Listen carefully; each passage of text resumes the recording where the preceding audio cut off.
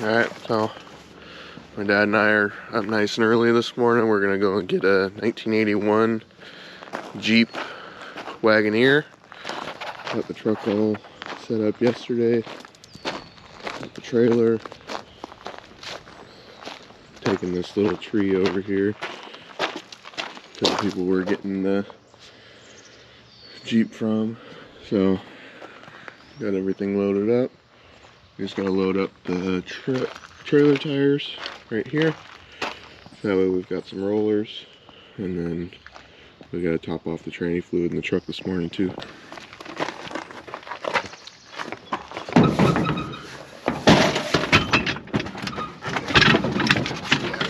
I got a spot for it.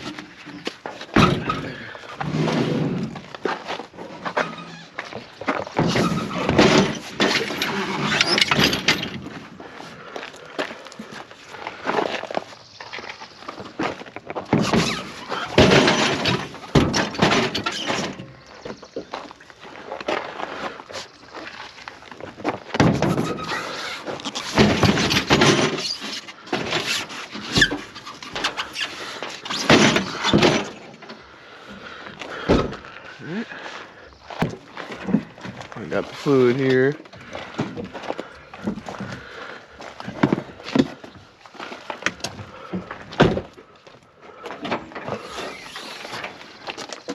You want me to just pour in what's left? Where did the one funnel go into? Is it not back there? Huh? The one with the flex, the clear hose flex? Oh, I didn't even see that one in there. Supposed to check that warm, but go ahead and run it for a little bit. Well, we know it's low. Yeah. Well, I'll run it for a bit and top it off.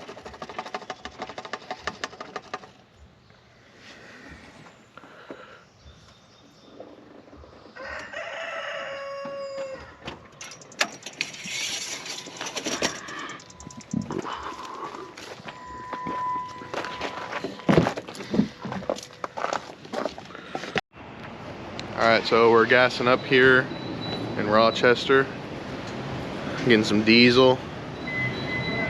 Gotta do tranny checks. This is the cheapest diesel here in Washington, I think. $5.79. So I'm gonna get the hood popped while he's filling up, and then we'll fire it up and check our fluid. We've got a really bad tranny leak on the output shaft seal on the transmission. So I don't know how bad it's leaking right now. Yeah, you can see right there, it's just dripping. So we're gonna check it here, and then we got another hour and a half to, I think, Kelso, which is where we're going. So we'll check it there again, and then we'll probably stop here in Rochester again on the way home. Check it one more time, but I'll show you what it looks like once we get there. Should be on the next half of the stretch. All right, so we just filled up fully. How much was it? $128 for half a tank. So we just topped it off. It took about a quart of fluid. We'll check it again when we get to the location in Kelso and grab some snacks. So still got about an hour and a half or so of driving, and then I'll catch you guys up once we pull into the guy's driveway and get the Jeep out. All right, we just stopped off at a rest area. We still got about an hour. We gotta stop in town for more ATF, but we're on that last little home stretch. We did have to put about another quart in. I think I could have done with 2, but we're running low on our bottle, so. About every 40 miles. Yeah, about every 40 miles. 40 miles, 40 minutes. We gotta top it off, so we'll have to get this fixed once we're back, but we really didn't want to miss out this deal on this Wagoneer, so we made the choice. Alright, so this is the Wagoneer we're picking up.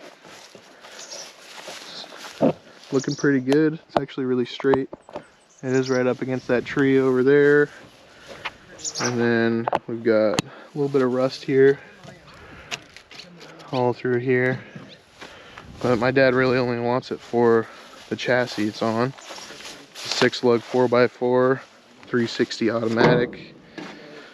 They had the hood open last time they were here. The plan is we're gonna hook up to the front and pull it this way. get it off this tree over here. Because we really don't want to mess it up since the body is so straight. If we don't end up doing anything with the body, we'll sell it. Ugh. Yeah, it's nice and stuck. So I'll show you guys once we get this pried open. See what it looks like.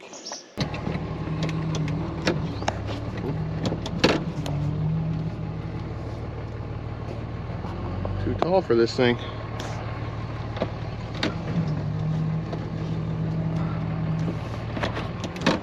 So we're going this way.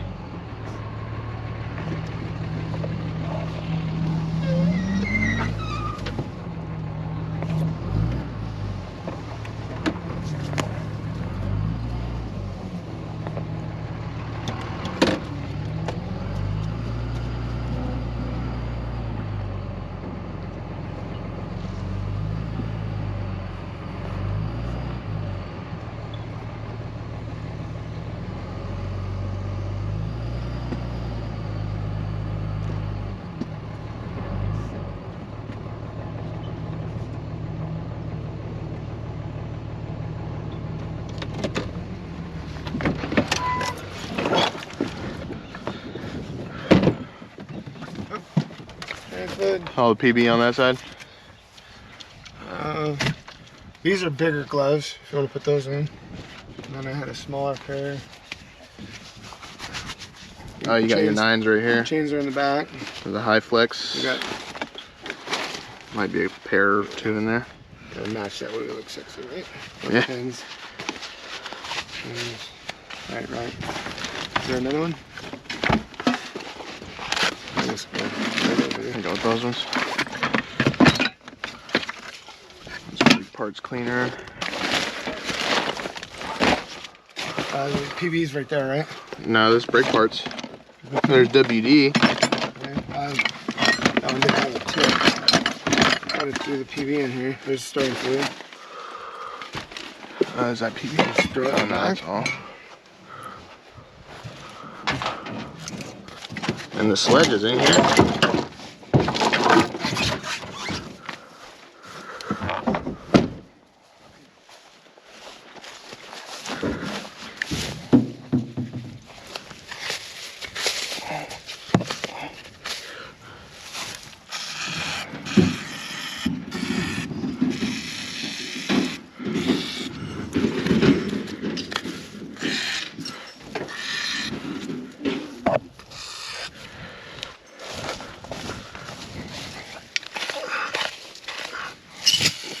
Try not to hit the head.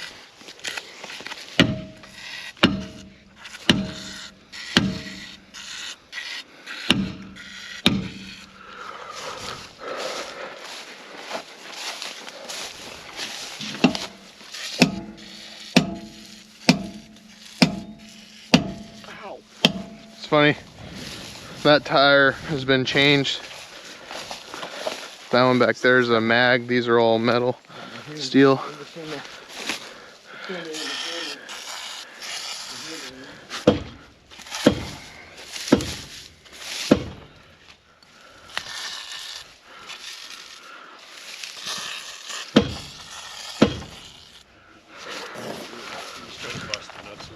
Not so much the nuts, the hub.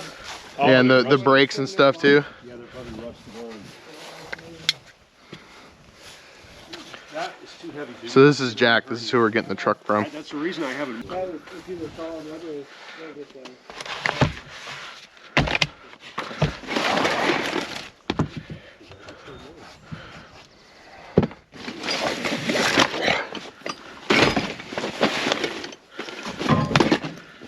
Thing in 3/4. yeah.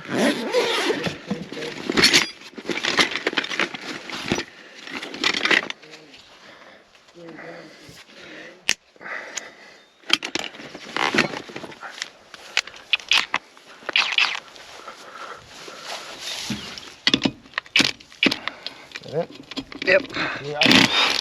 Oh yeah, those are gonna come off nice. Oh, nice. I'm already impressed. If you can do it without hurting yourself, send that big tractor tire on the other. If you could stand it up so you could roll it whenever you can want to move it for a It's while. really heavy. I think you might need a. This one here. Yeah, Couldn't do it. Oh, damn, dude. Okay, roll it out of the way here. Yeah, where do you want it at? On the concrete here. I'll lean it up so you can roll it. Yeah, perfect. Just leave I think it's full of water. Oh, that makes sense. Or it's solid. It could be a solid tire. Is that really? Yeah. Crazy. Probably came off a skid steer. Oh, and it doesn't even have a valve. There's no valve. Yeah.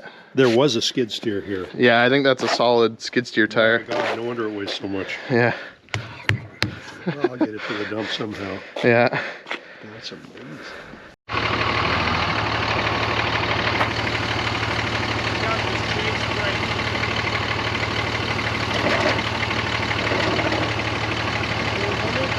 You're good?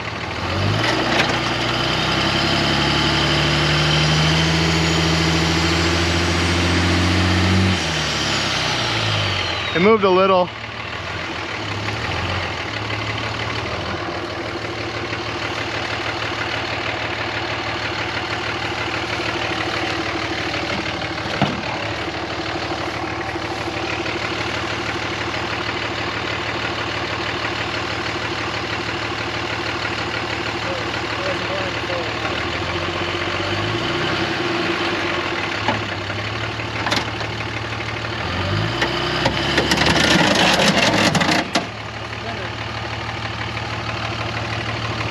You're good.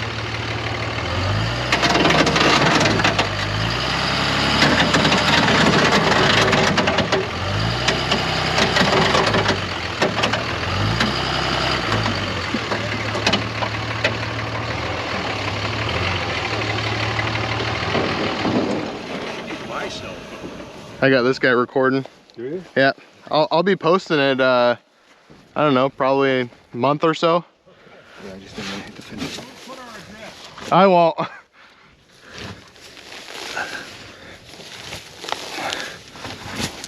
Body straight.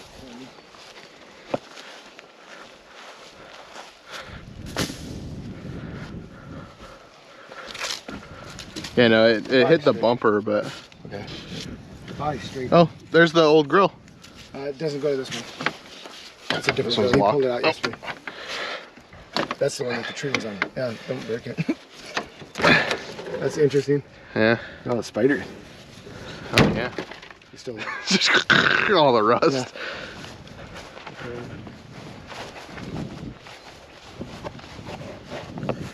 All right, I'm gonna work on getting all these tires out in their respective spots, and then I'll pull the jack out next. Once it's up in the air, I'll probably turn the camera back on, but setup's gonna take a while. Get up under the hub. Wow, are those tires going to fit in those wheel We'll wells? find out. Yeah, we'll see. If not, we're gonna be come along and it on. Yeah. We wanted to get the winch set up for this, but with their time constraints yesterday, they didn't have time to get it on.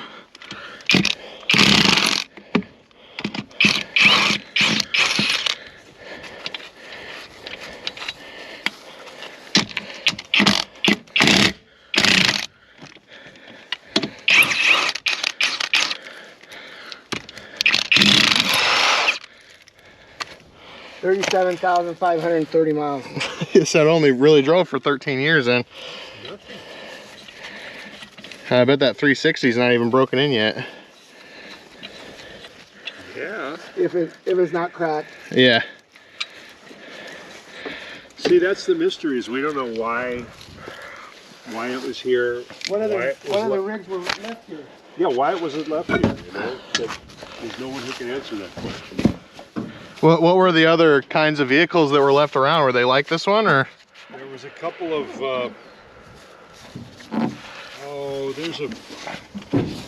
there's a GM car that was like a cheap Buick that had a funny name, like a fish name or something, I forget what it was called. There were two of those. There was two pickup trucks that were old rusty. There was a couple of rusty trailers. There were 6 other vehicles. But they were all pretty old. Yeah. Yeah. They're all scrappers, basically. Yeah. Wow. Fit on there? Yeah. It's tight, but it fits. Alright, so my dad got the hood open. So this is what it looks like in here. We're missing some plug wires here, but there's not that much rod on the hood.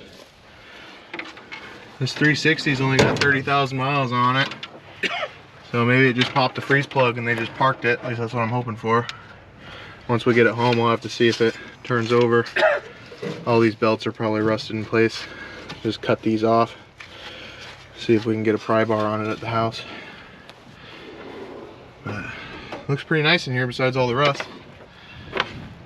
There's still fluids. So he's gonna get the trailer in place and then hopefully we can just roll it right on. He's gonna park it down the hill so that way we can get a nice run at it.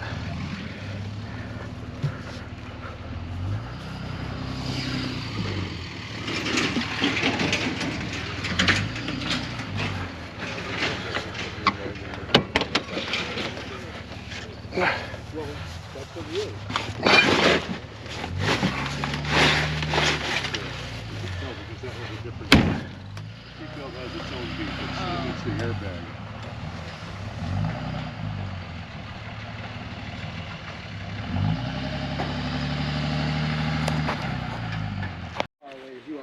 Alright, so we got it on so fast I couldn't even record it. So it's all on. It rolled really nice. The brakes still work. Even for sitting since '93. Rolled really well. So hopefully that means good things for the motor. I'm hoping for just a popped freeze plug so we can just fire it up and hopefully drive it around. See what it looks like in the future.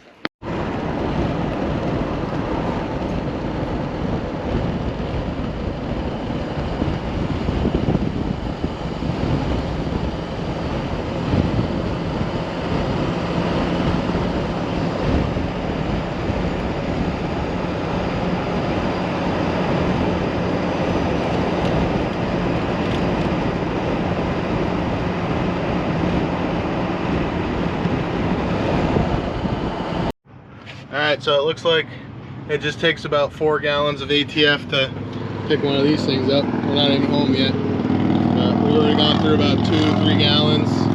Got another gallon. We just put some stop leak in there, but we're heading out now. Got about another hour of driving left. Alright, so I got the tractor moved out of the way. Undo these straps.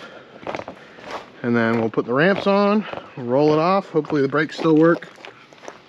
Might end up getting sent into my van over there, we don't know yet. But we've only pushed the brake one time and it worked once, so hopefully it works again.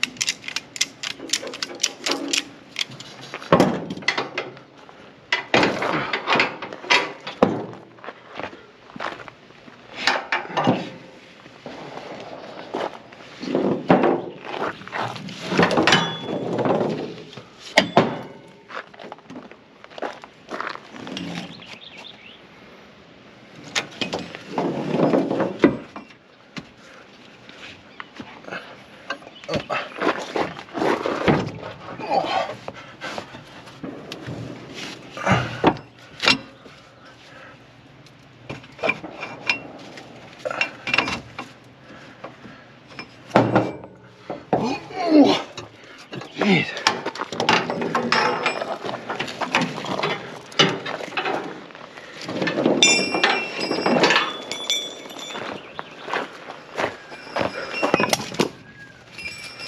Do all the cleanup after.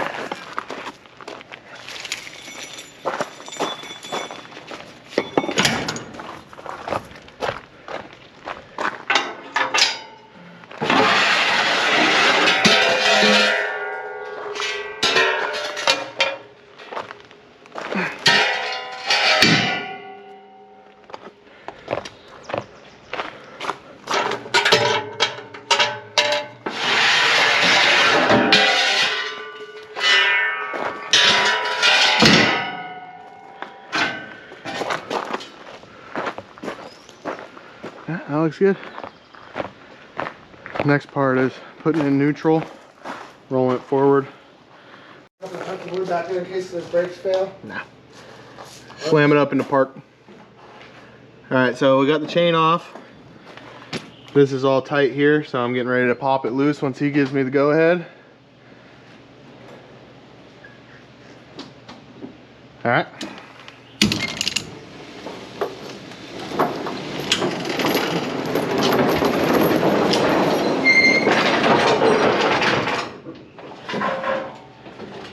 Alright, that went really smooth. So now we can drive the trailer out from underneath it. It's still working. Yeah, brakes still work, which is surprising after sitting since '93. 33 years. Yeah, 33 years of sitting, and it's still working fine.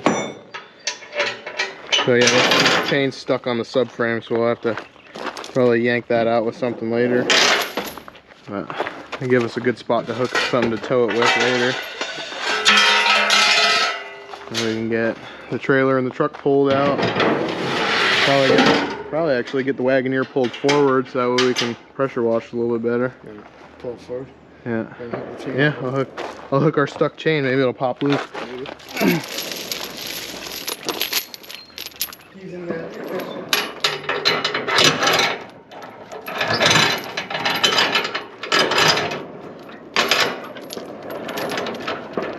Tension wrap it. It's been rolling really nice, so I don't see why that won't work.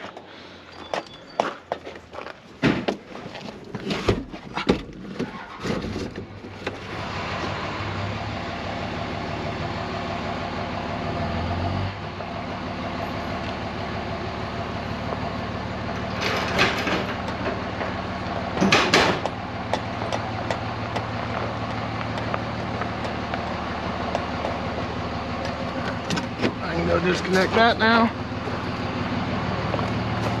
Chain stayed on.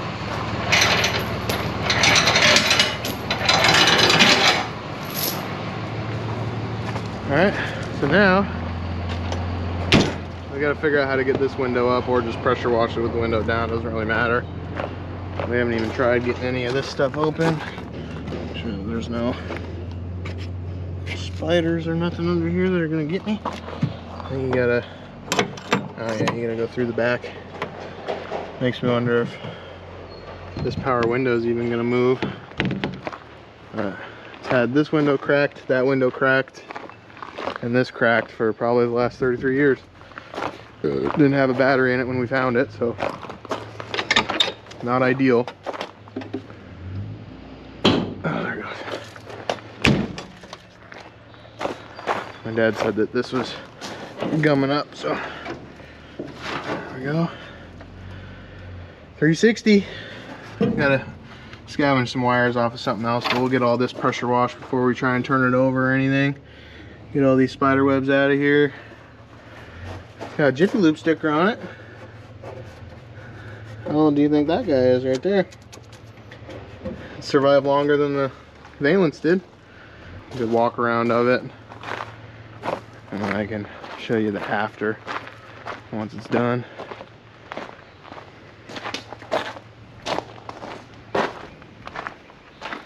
I'm pretty dirty. I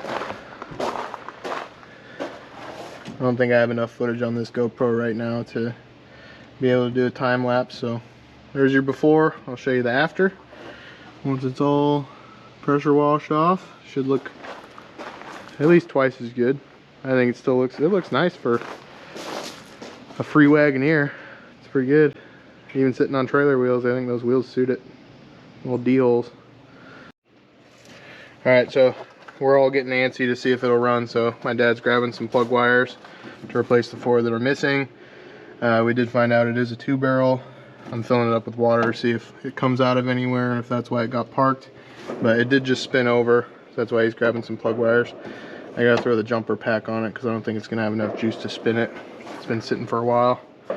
Might even spray some oil down the cylinder or the carburetor just to get it all moving and freed up.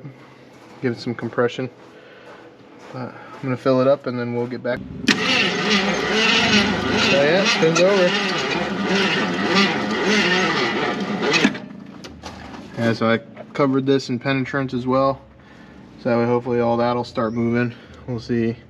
It's all, and that wiggles, but nothing's really freeing up yet. Oh, there we go. Got the choke open. It's an electronic activated choke there. Oh yeah. Yeah, we're gonna have to keep soaking the throttle linkage for a little bit. Aluminum and steel together. Yeah, it's all welded. So we're gonna work on getting the firing order done on these 3 or 4 that are missing. Probably put the jump pack on it. Probably put the jumper on there, so that way it spins over a little bit quicker. And then it's seeming to hold water. It's got water in it, so these are all very good signs. Alright, this is what it looks like in here for now. And then, oh yeah. And then there's a bunch of ants right here. On the other side of the floorboard. Yeah, there's a huge nest in here. And then we couldn't get this open. The keys broke off in here. Tried turning it with a screwdriver. It turns, but nothing's happening here. And since none of the other windows work, we're kind of thinking that the fuse or something's bad. But we're gonna start ripping all this junk out of here. Clean it up so that way it's nicer to be in. But it's got a pretty nice interior minus the carpets and the headliner. Everything else looks pretty dang good. Even the seats are in pretty good condition, all things considered. But we're gonna work on getting that door open so that way we can air the thing out too. And then we've also got the rest of the stuff under here to do too.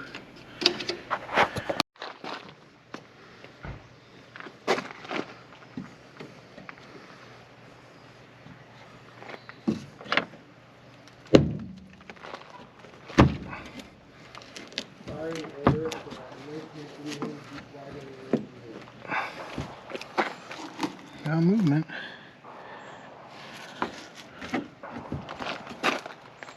There it goes. Oh, look at that, more ants nests. Screwdriver. Oh. That's what the rag was for. Damn, look at all these little ants in there. All over the place. Exactly. Yeah. Let me get the PB. Yeah, get everything soaking. There's wasp nests everywhere. Yeah, there's wasp nests on the floor. There's one right up in here in the headliner. Look at that big ol' treadmill. Big ol' nest there. But I think this is gonna be a pretty cool rig. Alright, so we're figuring out firing order right now. So we've labeled, I'll show you after. I gotta blow all this out because it's a bunch of corrosion built up in here. And then we got some 1000 grit right here that we're gonna use to clean the magneto off. This is like, I think, early generation AMC stuff for electronic ignition after they ditched points. So I'm gonna blow this out.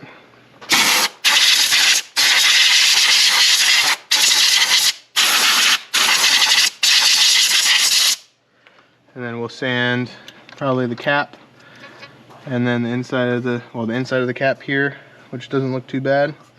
And then we'll sand this magneto right here as well. Make sure this one. All right, so we've got number 1, which is above the diaphragm here. And then that one's missing, which goes here. And then 2 is missing, which goes over there to the front. And then 5 and 7 are both here, so it goes 7 to the back, 5 right in front of it. And then we've got 6, which is right in front of 8. And then 3 is missing, which goes in between 5 and 1 over here. And then 4 is missing, which goes in between 2 and 6 over there. And then we've got 8, which goes all the way to that back corner. So we have all 4 of our rear cylinders. We need our 4 front cylinders now. So once we put the new plug wires right here onto those 4, we should have spark to everything again. All right, so this is my F100. We're gonna pull the plug wires off of this because it's got this style. His Chevy ones had the other ones with the stub out where instead of it going down in, it's a prong that sticks out. So I'm gonna pull 4 plugs off of this and we'll throw them on there. I need new ones for this anyway, so no harm, no foul.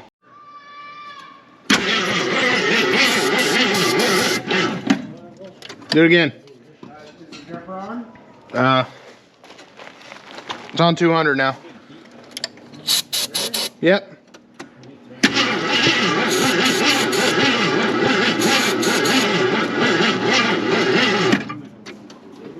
It doesn't want it. All right, go again.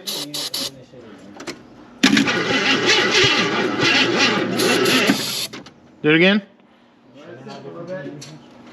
Couple seconds.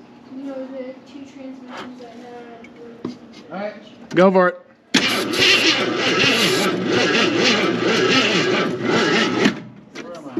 It really doesn't want it now.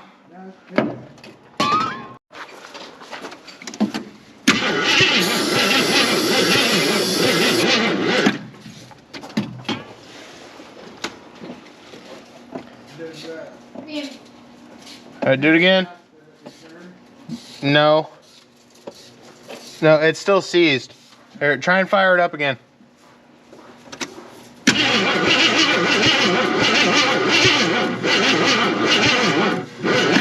That sounded better than last time. Go for it.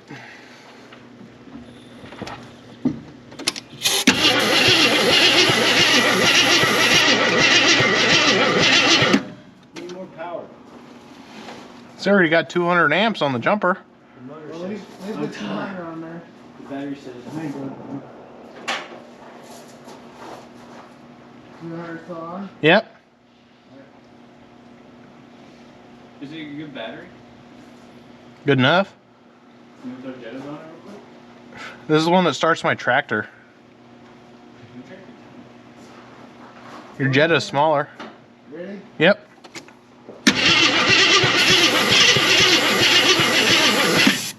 Trying. Yeah, that might have been too much. It did try and pop. Reasons? In case you need to watch it. All right, go for it. The thing is, I always put the fiber in the main board.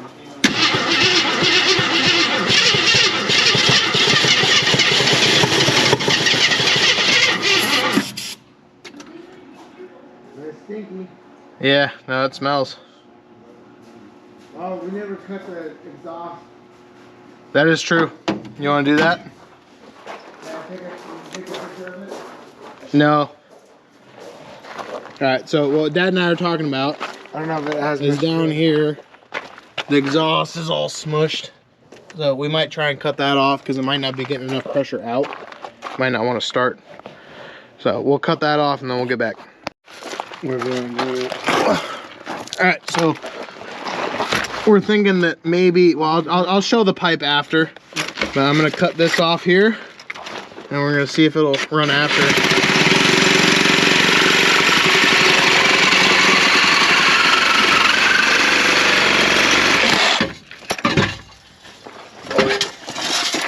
So this is what the pipe looked like. I don't know if there's much flowing out of that. So hopefully it'll start up now. It'll pop, but it won't idle or nothing. So it sounded like the firing order was wrong, but I would say that's probably at least half our issue. All right, now that that's cut off, we're gonna try again. Run.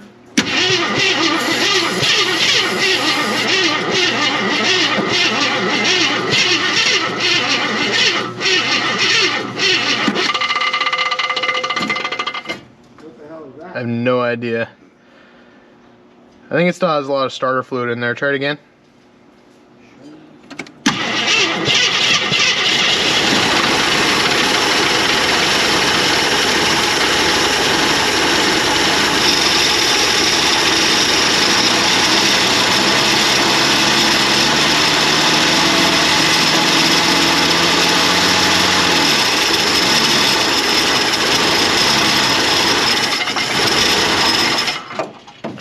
We gotta disconnect the AC, yeah. I just cut the. That ran good though. Well, is the AC running the alternator? Yeah, it runs the alternator too. Alright. This bearing's gone though.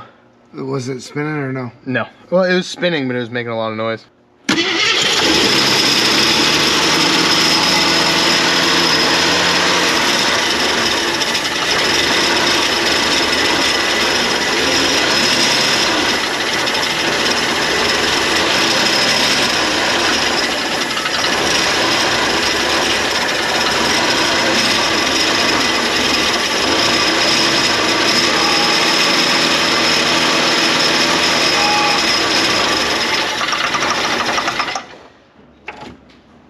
transmission's not working. Is it only reverse?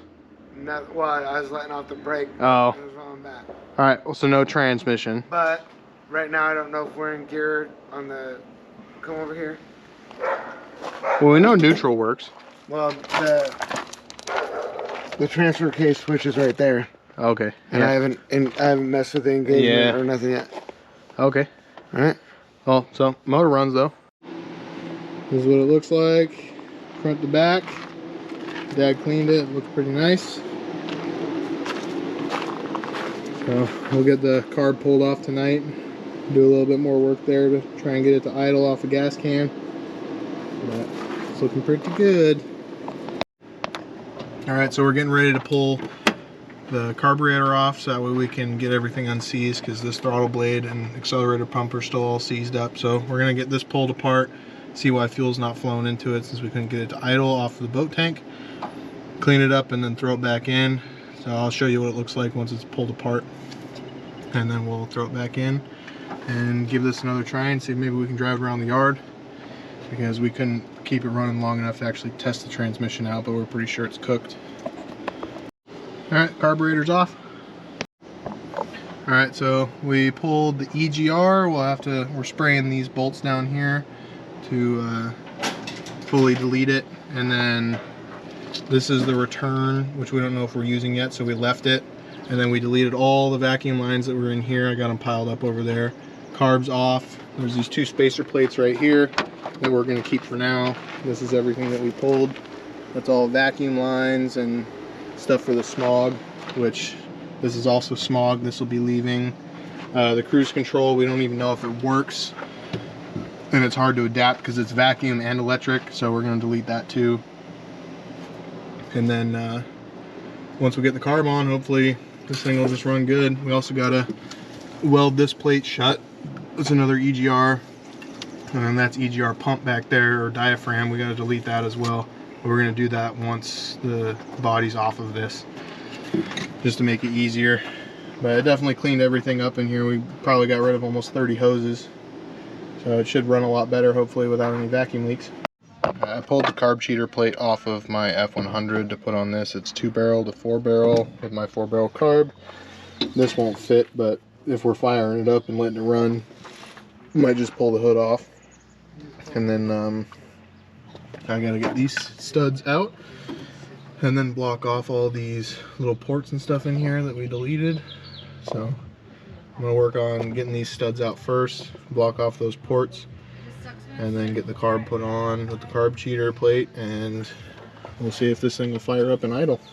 It ran my 390, so I don't see why this 360 won't run too. Alright, everything's plugged off. I'm getting ready to put the carb cheater on. Alright, so we got the carb on with the carb cheater hooked up to the boat tank. There's my dad.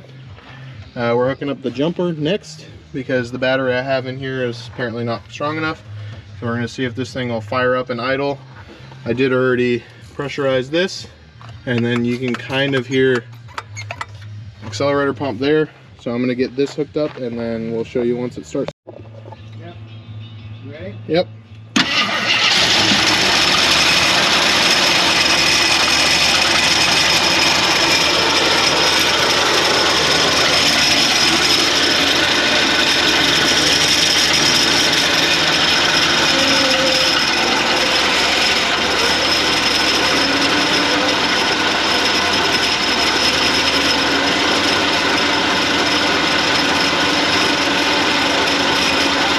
Nothing?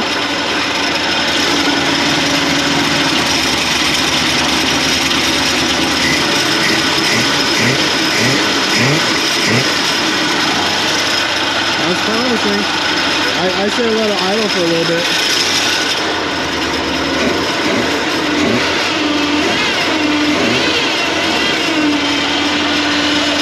It's moving.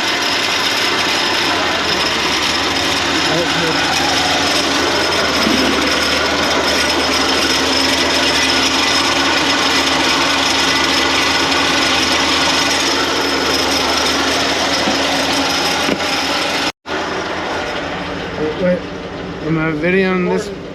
Which way? You just steer.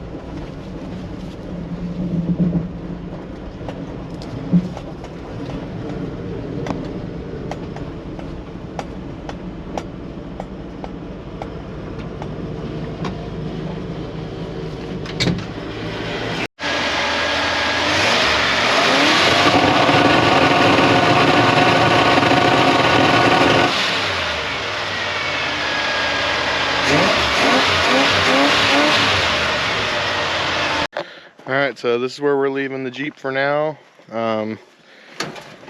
Still got my carburetor on it from my truck. Still got the boat tank right there. But the transmission in this thing is just gone. So we gotta source a new transmission for it. But we did get it running. Technically drove. We made it to right here before the carb ran out of fuel. So this will not be the last that you see of this thing. The next plan, which I'll walk over and show you, is this frame and running gear is going to be going in my dad's 98 Dodge Ram van. So the wheelbases are identical, and then we're selling this body off. So if you know anybody in Washington who wants a pretty clean Wagoneer body with no title, drop it down in the comments below. But couldn't get any of the windows open, none of the handles on the inside work. We did end up getting locked in here because these just spin, and my arm was too fat to fit through this hole to be able to push the button. But it's a pretty good Jeep. Just needs some TLC and love. It'd be perfect for if somebody's got one that's wrecked, has a frame. But we'll get the body off here probably in the next video, and then start showing you the work on the frame to get it to work with the Dodge van. Alright, so this is my dad's 98 Dodge van I was talking about. It's been in a previous video, but right now it's just two-wheel drive. We did lift it. It's on 15s. These are 31-inch tires. And my mom and dad just took it on a 2-week trip. Ended up hitting this step down here, which bent the door, so we'll have to find some new doors for it as well. But wheelbases are identical, and he's already got it all set up for sleeping in. It's got this kitchen. This pulls out. This. And there's all these drawers. Still pretty equipped for just being able to hop in if they want to go do a weekend trip somewhere. But all these are soft close. It's got a fridge in it. It's got its battery controllers down in that crack over there, and then it's also got this pull-out kitchen board right here. And then you pull these back up, and I'll slide back in. It's almost a queen size, so it sleeps 2 people pretty comfortably. And then it's also got 3rd gen Dodge seats in it. He raised the roof up a little bit more because it used to be for transporting people from probably a church to another church. There's a shelf up here, and they've got the curtains. So this thing's pretty cool, but they need 4x4 to hit certain tracks and different locations. So that's the whole point of doing the 4x4 swap. Make this thing actually 4x4, so that way the trails that they wanted to hit last year they can hit this year or next year, depending on how long it takes us to find a transmission and get everything swapped.